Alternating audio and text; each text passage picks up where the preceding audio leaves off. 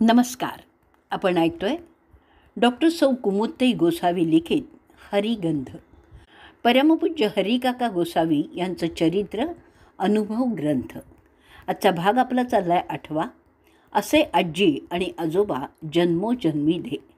आपण केलेल्या कर्माचा किंवा वापरलेल्या शब्दांचा कोणी वेध घेऊन खंत व्यक्त केली, पश्चात्तापाने 4 आसवं त्यांच्या डोळ्यात उभी राहिली, तरीही काकांना ती पुरेशी वाटत.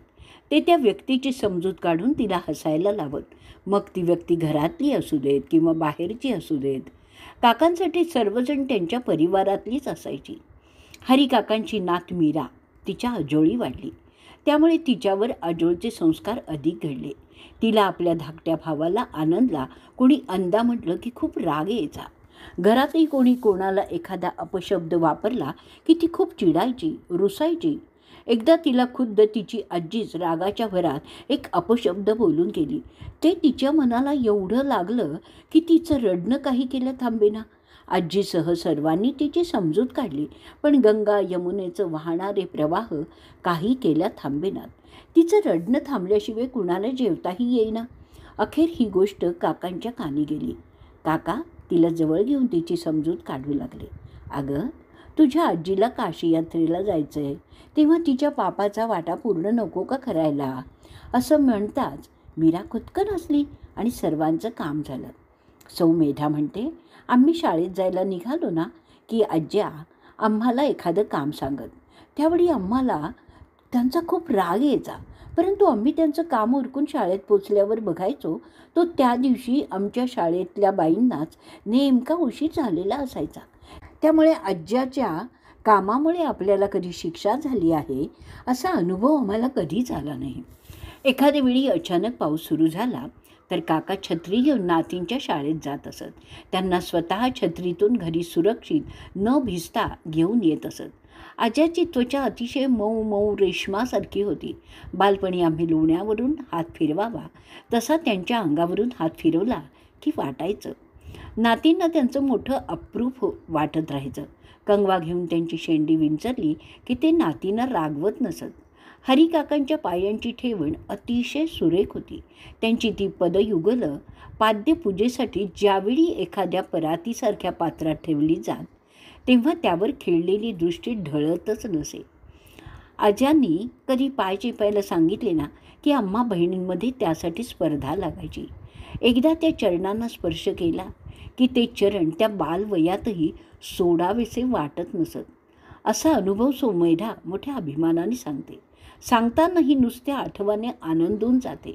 शुक्राच्या कहाणीप्रमाणे जर ती वाचून देव सुफळ माग असं म्हणाला ना तर त्या देवांना आम्ही नाती म्हणून आम्हाला आमच्या आज्या आणि आजीसारखी प्रेमछत्र प्रत्येक जन्मात दे असं मेधा म्हणते. खरं तर त्याच्या आज्यांनी घरच्या देवाला भजा असा संस्कार केला असल्याने हे मागणं त्यांच्या घराच्या देवाकडे मागणं म्हणजेच त्यांच्या आज्याकडेच मागितलेलं असावं. प्रसंग कोणताही असो, प्रापंचिक किंवा पारमार्थिक माणसाने अत्यंत कौशल्याने धीराने त्याला सामोरं जायला हवं असं हरिकाकांनी अनेक प्रसंगाद्वारे दाखवून दिलं आहे. कारण तीच माणसाची खरी कसोटी असते. तिथे कच खाल्ली ना की संपलं असा अनुभव अनेकांना येतो. त्यामुळे राजा असू देत किंवा रंक असू देत, त्याला आलेल्या प्रसंगावर मात करता आली तरच पुढचं पाऊल नीट टाकता येतं. मग साम दाम दंड भेद अशी कोणतीही नीती अशा प्रसंगी वापरली किंवा त्यासाठी काही बहाणे केले तरीही ते अनावश्यकच ठरतात. नसता छत्रपती शिवाजीरायांची आग्र्याहून सुटका झालीच नसती. अशीच एक घटना 90 उलटलेल्या हरिकाकांसोबत बालपणी खेळलेल्या बनाक्का विनायक दंडगे सांगतात. गुरुद्वादशीला हरिकाका नरसिंहवाडीला जाऊन दर्शन घेऊन येत असत. परतीच्या प्रवासात वाटेत अंधार पडला होता. सोबत चिटणीस मास्तर दत्तोपंत कुंदल हाळकर कुलकर्णी होते. वाटेत टाकळी गाव लागतं. एवढ्या रात्री गावात आपली व्यवस्था कशी होणार या चिंतेत असताना काकांनी त्यांना एक युक्ती सांगितली. त्यानुसार चिटणीस मास्तर फौजदार झाले, दत्तोपंत शिपाई झाले आणि हरिकाका पट्टेवाला बनले. हलकर्णीचे कुलकर्णी हवालदार म्हणून मिरवले. बरोबर 2 घोडी होती. तिच्यावर स्वार होऊन नकली फौजदार, हवालदार, शिपाई, पट्टेवाला अशी ही चौकडी टाकळी गावातील चावडीवर गेली. गावचे पाटील कुठे आहेत? पट्टेवाल्यांनी आपल्या करड्या आवाजात विचारलं. कोण?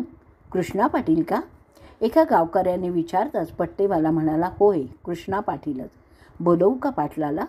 चावडीच्या रखवालदाराने धावत जाऊनच विचारलं. सध्या गरज नाही. नरसिंहवाडीला एक खून पडला होता म्हणून आम्ही गेलो होतो. रात्र झाली म्हणून वस्तीला आले आहोत. साहेबांची नीट व्यवस्था करा, असंही पट्टेवाल्याने रखवालदाराच्या कानात हळूच सांगितलं.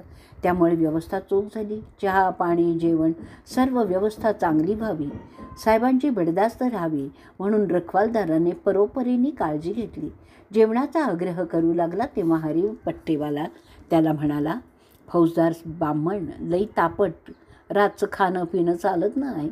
त्यांच्या संग आम्हाला बी फाकाच करावा लागतो. चाकरी असेच असतं बाबा.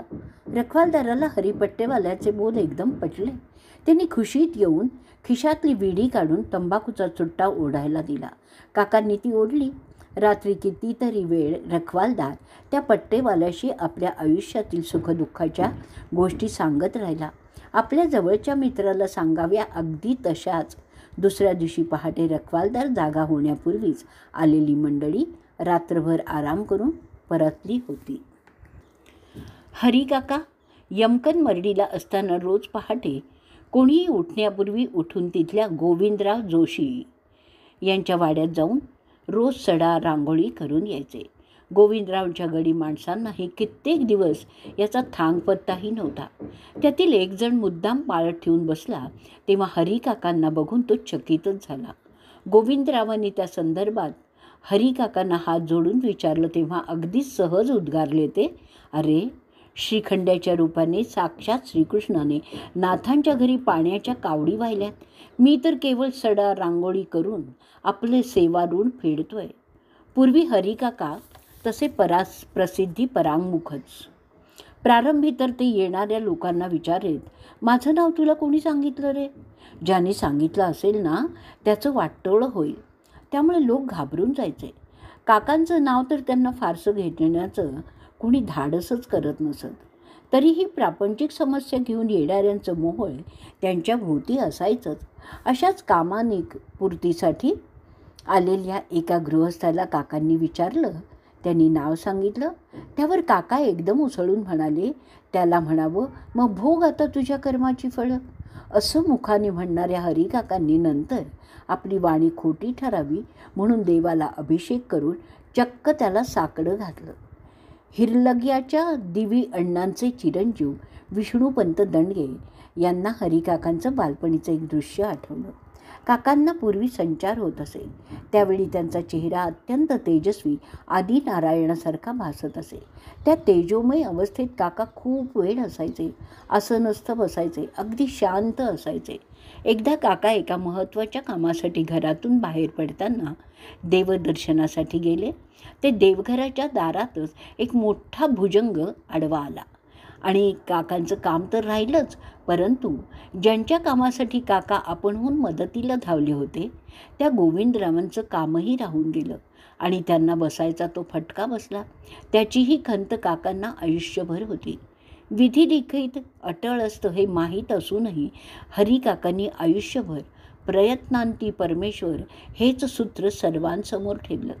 कर्मप्रधान भक्तीलाच त्यांनी प्राधान्य दिलं आणि त्यामुळे एखाद्याचं नुकसान होऊ नये म्हणून ते जेवढी काळजी घेत असत तेवढीच त्यांची पारमार्थिक उन्नतीही होत राहावी म्हणून त्या घराण्यातील लोकांशी अखंड संपर्क साधून त्यांनी कार्यरत राहावं म्हणून ते प्रयत्नशीलच असत.